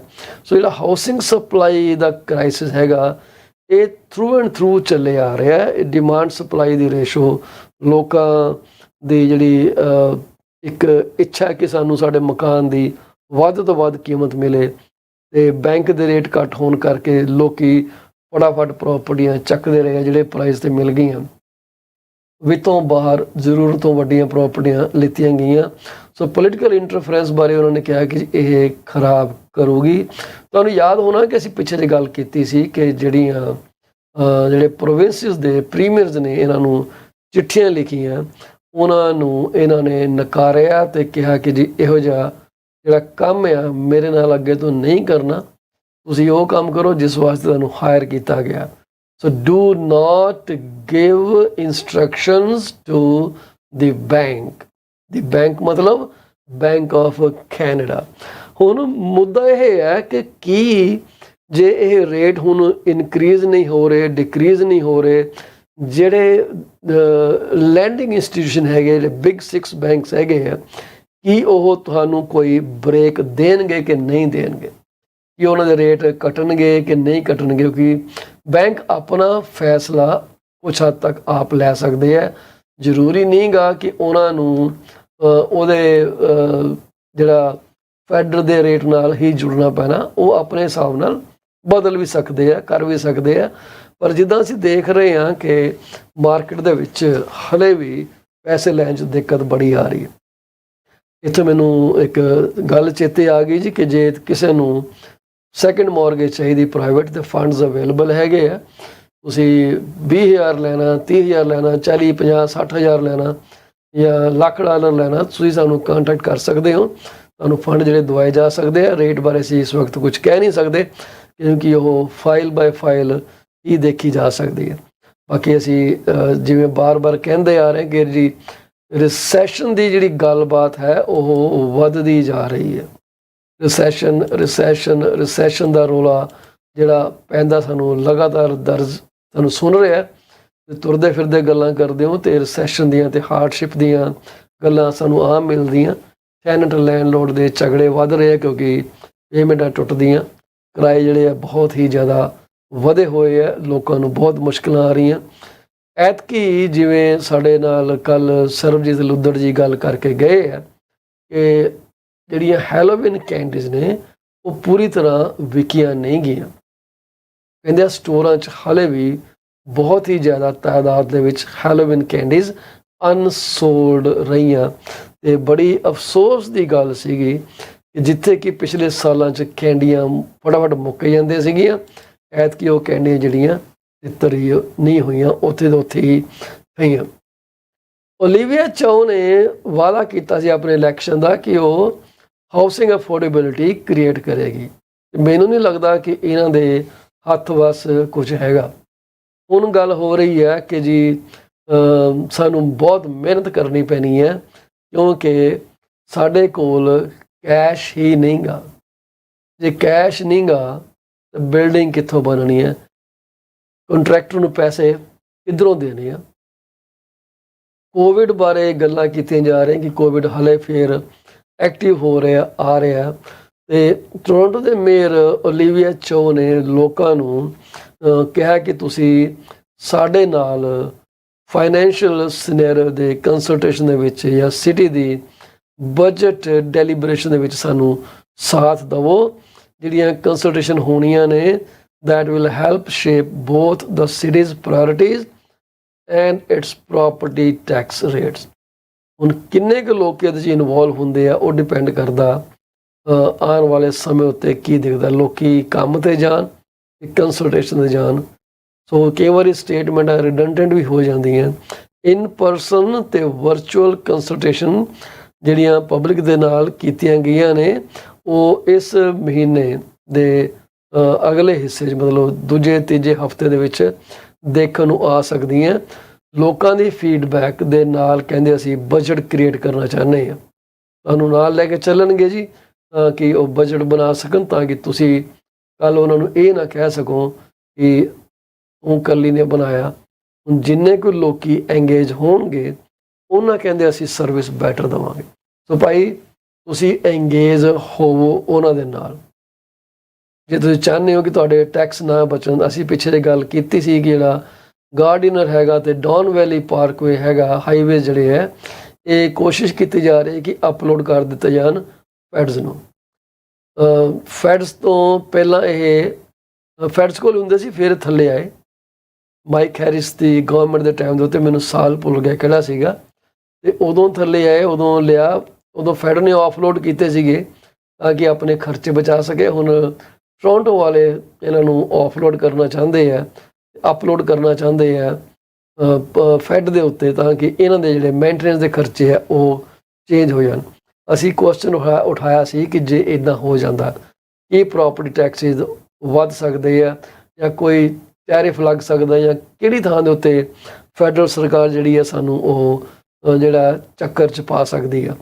ਕਹਿੰਦੇ ਜਿਹੜਾ ਟੋਰਾਂਟੋ ਦਾ ਬਜਟ ਹੈਗਾ, ਫਾਈਨੈਂਸ਼ੀਅਲ ਜਿਹੜਾ ਪ੍ਰੈਸ਼ਰ ਹੈਗਾ ਉਹ ਤਕਰੀਬਨ 1.5 ਬਿਲੀਅਨ ਡਾਲਰ ਦੇ ਘਾਟੇ ਤੇ ਇਸ ਵਕਤ ਚੱਲ ਰਿਹਾ।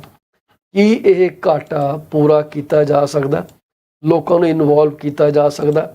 ਘਾਟਾ ਪੂਰਾ ਕੀਤਾ ਜਾ ਸਕਦਾ?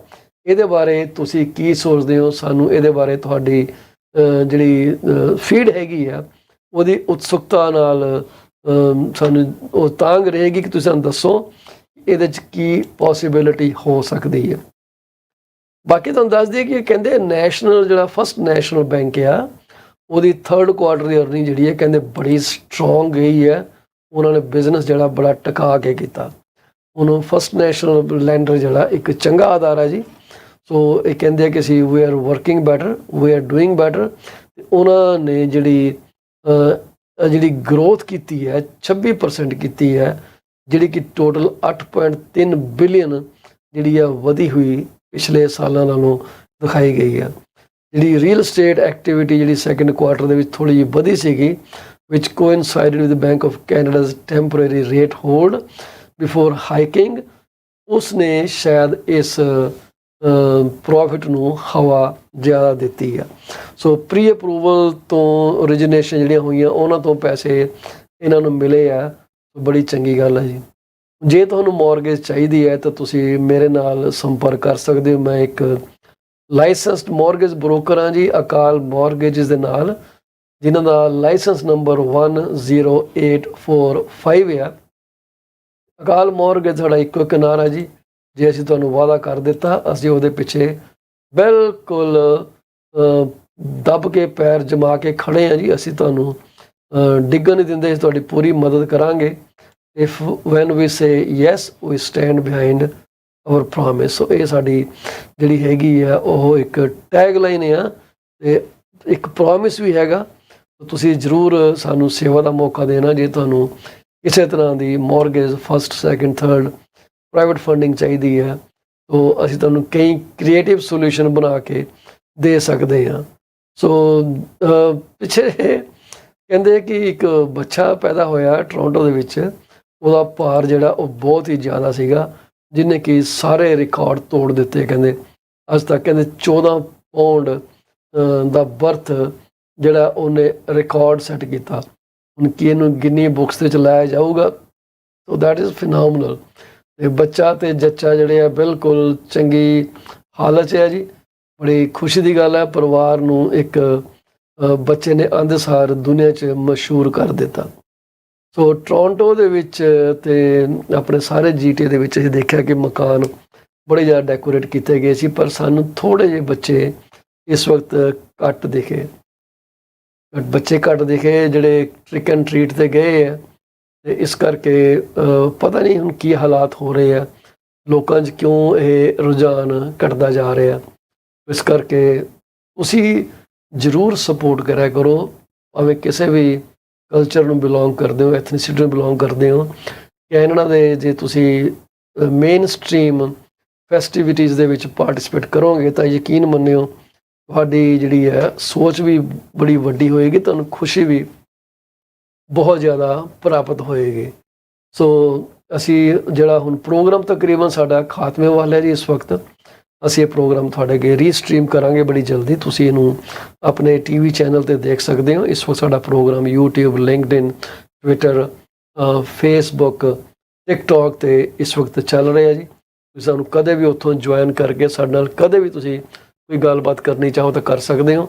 ਅਸੀਂ ਕੋਸ਼ਿਸ਼ ਕਰਦੇ ਹਾਂ ਤੁਹਾਨੂੰ ਵੱਧ ਤੋਂ ਵੱਧ ਜਾਣਕਾਰੀ ਦਿੱਤੀ ਜਾਵੇ। ਅਸੀਂ ਇਹ ਜਿਹੜਾ ਤੁਹਾਡੇ ਨਾਲ ਟਾਈਮ ਸਪੈਂਡ ਕਰਦੇ ਹਾਂ, ਸਾਨੂੰ ਬੜੀ ਖੁਸ਼ੀ ਹੁੰਦੀ ਹੈ ਟਾਈਮ ਸਪੈਂਡ ਕਰਕੇ। ਅਸੀਂ ਆਪਣਾ ਜਿਹੜਾ ਪਰਪਸ ਹੈ, ਜਿਸ ਪਰਪਸ ਲਈ ਅਸੀਂ ਲਾਇਸੈਂਸ ਲਿੱਤੇ ਹੈ, ਉਹ ਅਸੀਂ ਤੁਹਾਡੇ ਅੱਗੇ ਪੇਸ਼ ਕਰ ਦਿੱਤਾ। ਕਹਿੰਦੇ 2018 ਤੋਂ 2020 ਤੱਕ ਦੀਆਂ ਜਿਹੜੀਆਂ ਫਰਟੀਲਿਟੀਜ਼ ਹੋਈਆਂ ਨੇ, ਪੈਡਿਸਟਰੀਅਨ ਫਰਟੀਲਿਟੀਜ਼, ਉਹਨਾਂ ਦਾ ਚਾਰਟ ਕੱਢਿਆ ਗਿਆ। ਮੇਨ ਲੋਕੇਸ਼ਨ ਆਫ ਪੈਡਿਸਟਰੀਅਨ ਫਰਟੀਲਿਟੀਜ਼ ਦਾ ਕਹਿੰਦੇ ਇੰਟਰਸੈਕਸ਼ਨ ਤੇ ਟ੍ਰੈਫਿਕ ਸਰਕਲ ਦੇ ਉੱਤੇ 21% ਫਰਟੀਲਿਟੀਜ਼ ਹੋਈਆਂ, ਮਤਲਬ ਮਰੇ ਹੈ ਪੈਡਿਸਟਰੀਅਨ। ਤੇ ਜਿਹੜੀਆਂ non intersection roads, mid block, one way road ਆ, ਉੱਥੇ ਕੋਈ 14% ਐਕਸੀਡੈਂਟ ਹੋਏ ਆ। 8% ਪੈਡਿਸਟਰੀਅਨ ਐਕਸੀਡੈਂਟ ਹੋਏ ਆ ਰੇਲ ਕ੍ਰਾਸਿੰਗ ਦੇ ਉੱਤੇ। ਮਾਈ ਗੁੱਡਨੈਸ। ਪਾਰਕਿੰਗ ਦੇ ਵਿੱਚ ਜਿਹੜੇ ਆ ਉਹ 10%, ਪਾਰਕਿੰਗ 'ਤੇ ਜਾਂ ਡਰਾਈਵ 10%, ਅਤੇ ਹਾਈਵੇਜ਼ 'ਤੇ 13%। ਸੋ ਸਭ ਤੋਂ ਜ਼ਿਆਦਾ ਜਿਹੜੇ ਐਕਸੀਡੈਂਟ ਹੋ ਰਹੇ ਆ ਉਹ ਹੋ ਰਹੇ ਆ ਤੁਹਾਡੀਆਂ ਦੋ ਥਾਵਾਂ ਦੇ ਉੱਤੇ, ਇੱਕ ਇੰਟਰਸੈਕਸ਼ਨ, ਇੱਕ ਨੋਨ ਇੰਟਰਸੈਕਸ਼ਨ। ਇਹ ਦੋਨੇ ਮਿਲਾ ਕੇ ਕੋਈ 35% ਐਕਸੀਡੈਂਟ ਹੋ ਰਹੇ ਆ। ਜੇ ਹਾਈਵੇ ਜੋੜ ਦੀਏ ਇਹ ਤੁਹਾਡੇ 48% ਹੋ ਜਾਂਦੇ। ਸੋ ਨੀਅਰਲੀ ਹਾਫ। ਇਸ ਕਰਕੇ ਕੋਸ਼ਿਸ਼ ਕਰਿਆ ਕਰੋ ਯਾਰ, ਤੁਸੀਂ ਥੋੜ੍ਹਾ ਧਿਆਨ ਰੱਖੋ ਗੱਡੀ ਚਲਾਉਂਦੇ ਹੋਏ। ਦਾਰੂ ਦੂਰੂ ਪੀ ਕੇ ਗੱਡੀ ਨਾ ਚਲਾਇਆ ਕਰੋ, ਸੇਫ ਰਿਹਾ ਕਰੋ, ਦੂਜਿਆਂ ਨੂੰ ਵੀ ਸੇਫ ਰੱਖਿਆ ਕਰੋ। ਹੁਣ ਸਾਡਾ ਜਿਹੜਾ ਟਾਈਮ ਹੋ ਗਿਆ ਜੀ ਸਾਡਾ ਜਾਣ ਦਾ, ਅਸੀਂ ਜਾਣ ਤੋਂ ਪਹਿਲਾਂ ਹਮੇਸ਼ਾ ਵਾਂਗ ਆਪਣੇ ਜਿਹੜੇ ਸਾਡੇ ਸਾਰੇ ਦਰਸ਼ਕ ਹੈਗੇ ਆ, ਜਿਨ੍ਹਾਂ ਦੇ ਪਰਿਵਾਰ ਸਾਡੇ ਨਾਲ ਜੁੜੇ ਆ, ਅਸੀਂ ਉਹਨਾਂ ਨੂੰ ਤੇ ਉਹਨਾਂ ਦੇ ਪਰਿਵਾਰਾਂ ਦੇ ਨਾਲ ਹਮਦਰਦੀ ਸ਼ੇਅਰ ਕਰਨੀ ਚਾਹਾਂਗੇ ਆਪਣੀ। ਉਹਨਾਂ ਦੇ ਦੁੱਖ ਸ਼ਰੀਕ ਹੋਣਾ ਚਾਹਾਂਗੇ। ਜੇ ਉਹਨਾਂ ਦੇ ਪਰਿਵਾਰ ਦਾ ਕੋਈ ਜੀ ਅੱਜ ਅਕਾਲ ਚਲਾਣਾ ਕਰ ਗਿਆ, ਉਸ ਪਰਮਾਤਮਾ ਦੇ ਚਰਨੀ ਜਾ ਲੱਗਿਆ। ਅਸੀਂ ਦੁਆ ਕਰਦੇ ਹਾਂ ਕਿ ਪਰਮਾਤਮਾ ਵਿਛੜੀ ਰੂਹ ਨੂੰ ਸ਼ਾਂਤੀ ਬਖਸ਼ੇ, ਤੁਹਾਨੂੰ ਇਸ ਸਦਮੇ ਤੋਂ ਉੱਭਰਨ ਦਾ ਬਲ ਬਖਸ਼ੇ, ਅਤੇ ਤੁਸੀਂ ਆਪਣੀ ਲੈਗੇਸੀ ਜਿਹੜੀ ਆ ਅੱਗੇ ਵਧਾਉਂਦੇ ਜਾਓ। ਉਹਨਾਂ ਦੀਆਂ ਚੰਗੀਆਂ ਸੋਚਾਂ ਨਾਲ ਆਪਣੇ ਲੈ ਕੇ ਚੱਲੋ ਤਾਂ ਕਿ ਤੁਹਾਡਾ ਜੀਵਨ ਥੋੜ੍ਹਾ ਸੌਖਾ ਹੋ ਜਾਵੇ। ਅਸੀਂ ਪਰਮਾਤਮਾ ਅੱਗੇ ਅਰਦਾਸ ਹਮੇਸ਼ਾ ਕਰਦੇ ਹਾਂ ਅਤੇ ਕਰਦੇ ਰਹਾਂਗੇ। ਸਾਡੇ ਜਿਹੜੇ ਸਪੋਂਸਰ ਹੈ, ਤੁਸੀਂ ਉਹਨਾਂ ਨਾਲ ਬਿਜ਼ਨਸ ਦਿਆ ਕਰੋ ਜੀ। ਗੁਰਲੀਨ ਔਜਲਾ, 4ਵੇ ਇਮੀਗ੍ਰੇਸ਼ਨ, ਬਰੈਂਪਟਨ 'ਚ ਇਹਨਾਂ ਦਾ ਦਫ਼ਤਰ ਹੈਗਾ ਜੀ, ਹਾਈਵੇ 10 ਅਤੇ ਤੇਰੇ ਲਾਸਾਂ ਦੇ ਕੋਲ, ਕਚਹਿਰੇ ਕੋਲ ਹੈ ਜੀ। 6474658894 'ਤੇ ਤੁਸੀਂ ਉਹਨਾਂ ਨੂੰ ਸੰਪਰਕ ਕਰ ਸਕਦੇ ਹੋ। ਸਰਬਜੀਤ ਲੁੱਦੜ 4168793039। ਇਹ ਇੰਸ਼ੋਰੈਂਸ ਕੰਪਨੀ ਹੈ, ਇਹਨਾਂ ਦੀ beyond care insurance solution under Max financial ਕੰਮ ਕਰਦੇ ਜੀ। ਇਹਨਾਂ ਨੂੰ ਤੁਸੀਂ ਕਾਲ ਕਰ ਸਕਦੇ ਹੋ 4168793039। ਸਾਡੇ ਨਾਲ ਅੰਮ੍ਰਿਤ ਸੁਰਾ ਸਾਹਿਬ ਜੁੜਦੇ ਆ ਬ੍ਰਿਟਿਸ਼ ਕੋਲੰਬੀਆ ਤੋਂ, ਸ਼ਹਿਰ ਹੈਗਾ ਜੀ ਐਬਟਸਫੋਰਡ। ਉਹ ਕਈ ਆਂਢ ਗੁਆਂਢ ਦੀਆਂ ਕਮਿਊਨਿਟੀ ਸ਼ਹਿਰਾਂ 'ਚ ਕੰਮ ਕਰਦੇ ਆ। ਤੁਸੀਂ ਕੋਈ ਪ੍ਰਾਪਰਟੀ ਬਾਏ ਸੈਲ ਕਰਨੀ ਹੋਏ ਤਾਂ ਉਹਨਾਂ ਨੂੰ ਤੁਸੀਂ ਕਾਲ ਕਰ ਸਕਦੇ ਹੋ। ਤੁਸੀਂ ਦੇਖਣ ਜਾਣਾ ਹੋਏ ਟੈਂਪਰੇਰੀ, ਤੁਹਾਡੇ ਅਰੇਂਜਮੈਂਟ ਵੀ ਕਰ ਦੇਣਗੇ। ਤੁਹਾਡਾ ਜੇ ਤੁਸੀਂ ਸਪੋਰਟ ਚਾਹੀਦੇ, it's always good to have a person that you know of. ਤਾਂ ਉਹਨਾਂ ਨੂੰ ਦੱਸਿਓ ਜੀ ਪਾਲ ਚੀਮਾ ਦੇ ਸ਼ੋਅ ਤੋਂ ਅਸੀਂ ਦੇਖ ਕੇ ਆਏ ਹਾਂ। ਉਹਨਾਂ ਦਾ ਫ਼ੋਨ ਨੰਬਰ 778-1531 ਹੈ ਜੀ। ਤੇ ਉਸ ਤੋਂ ਇਲਾਵਾ ਵਾਰਿਸ ਸਾਹਿਬ ਨੇ ਜੀ, ਅਕਬਰ ਵਾਰਿਸ ਸਾਹਿਬ, ਕੈਨੇਡੀਅਨ ਸੇਫਟੀ ਟ੍ਰੇਨਰਸ ਦੇ ਨਾਂ 'ਤੇ ਇਹਨਾਂ ਦੀ ਕੰਪਨੀ ਹੈ। ਟਰੱਕਿੰਗ ਇੰਡਸਟਰੀ ਦੇ ਡਰਾਈਵਰਾਂ ਨੂੰ ਤੇ ਫਲੀਟ ਆਪਰੇਟਰਸ ਨੂੰ ਜਾਂ ਕੰਪਨੀਆਂ ਨੂੰ ਸੇਫਟੀ ਬਾਰੇ ਰਾਏ ਦਿੰਦੇ ਆ। ਜੇ ਤੁਸੀਂ ਸਕੇਲ 'ਤੇ ਫਸ ਗਏ ਹੋ, ਤੁਹਾਨੂੰ ਸਕੇਲ ਤੋਂ ਕੱਢਣ ਲਈ ਵੀ ਇਹ ਕੱਢ ਕੇ ਵੀ ਬਾਹਰ ਲੈ ਕੇ ਆਉਂਦੇ ਆ। ਮੌਰਗੇਜ ਤੇ ਰੀਅਲ estate ਲਈ ਤੁਸੀਂ ਮੈਨੂੰ ਕਾਲ ਕਰ ਲਿਓ 6474240358 6473332273। ਆਗਿਆ ਦਿਓ ਜੀ, ਅੱਜ ਦਾ ਪ੍ਰੋਗਰਾਮ ਇੰਨਾ ਹੀ। ਕੱਲ੍ਹ ਅਸੀਂ ਤੁਹਾਡੇ ਰੂਬਰੂ ਫੇਰ ਹੋਵਾਂਗੇ ਇਸੇ ਟਾਈਮ ਦੇ ਉੱਤੇ ਇੱਕ ਨਵੇਂ ਟੌਪਿਕ ਦੇ ਨਾਲ, ਨਵੀਆਂ ਗੱਲਾਂ ਦੇ ਨਾਲ। ਉਦੋਂ ਤੱਕ ਸਤਿ ਸ੍ਰੀ ਅਕਾਲ। ਕਹਿੰਦੇ ਆ ਕਿ